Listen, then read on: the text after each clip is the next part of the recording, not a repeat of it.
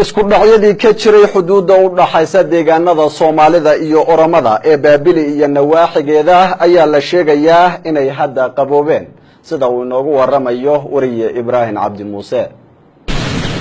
dhawaan ayay ahayd markii ay dagaal ka soo cusboonaadeen xuduudda u dhaxaysa labada deegaan ee Oromada iyo Soomaalida gaar ahaan Baabili iyo nawaaxigeeda waxaana dadkii deganaa Baabili erar iyo nawaaxigeeda soo gaaray khasaaro xoog leh oo saameeyay noloshii dadkii ku dhaqnaa aagaasi maadaama oo guryahoodii laga gubay hantidoodiina laga dhacay. haddaba TV-ga dalka uu ku galay dhacdadii halkaasi ka dhacday ayaa soo bandhigay qaabka ay wax u dhaceen waana kuwan qaar ka mid ah dadkii ka soo barakacay deegaanka Oromada iyagoo afka Oromada ku hadlayana sheegay in lagu yiri naga dhaxguura maadaama asalahaan hawiye ka soo jeedaan oo aad Soomaali tihiin dadkanina ma aha dad afka Soomaaliga yaqaan oo Soomaali la deganaa ama ku dhax koray ee waa dad waligoodba Oromo dhex deganaan jiray oo iyaga uun ka tirsanaa waxa ay dadkani qirayaan in si cad loogu yiri dhulkana degantihiin ka guura oo orda Soomaalida dhul u doonta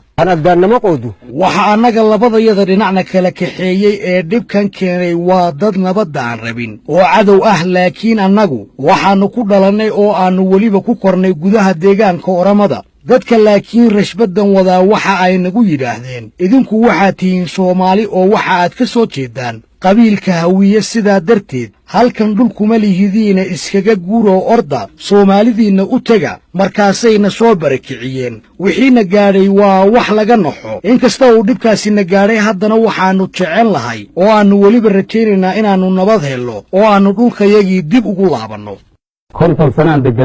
muddo 50 sano ayaan deganaa halkaasi aan ka soo qaxay waana wada noolayn dadkaasi laakiin wixii dhacay ayaana saameeyay oo waanu ka soo yaacnay hantidayadii iyo guryahayagiiba halkan markii aanu u soo yaacnayna haba yaraatee wax alaab ah ama hanti kale maanaan soo qaadanin ee lafahayaga uun baanu soo badbaadinay.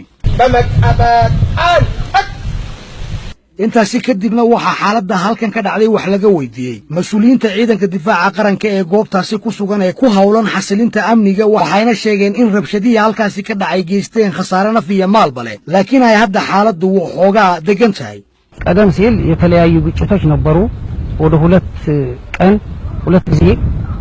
ከበድ ያለ ግጭቶች ነበሩ እዚህ የተለያየ ሼክ ሁሴን ቀበሌ የሚባል አለ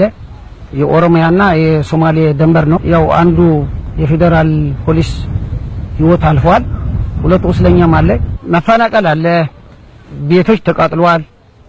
markii hore rashbada kala duwan ayaa halkan ka jiray muddo 2 maalmood ah 2 jeer ayay isku hor yimaado aad u adag ka dhaceen waxaana jirta goob lagu magacaabo Sheekh Xuseen oo xuduud u ah Soomaalida iyo Oromada waxaana halkaasi anaga ka ciidan ahaan nagaga dhintay hal askari lamana way nagaga dhaawacmeen intii aanu hawlaha nabadeynta ku jirnay marka waxyaabaha halkan ka dhacay wax sahlan ma aha maxaa yeelay dad badan ayaa barakacay guryo badanna waa la gubay dadka barakacayna way badan yihiin oo ilaa iyo 1000 qoys ayay gaarayaan ilaa iyo haddana 400 iyo waxoogaa ayaa guryahoodii ku soo laabmay laakiin xaaladani waa mid marna kacaysa marna degaysa ee mid meel uun ku eeg maaha laakiin hadda sidii hore xaaladdu way dhaantaa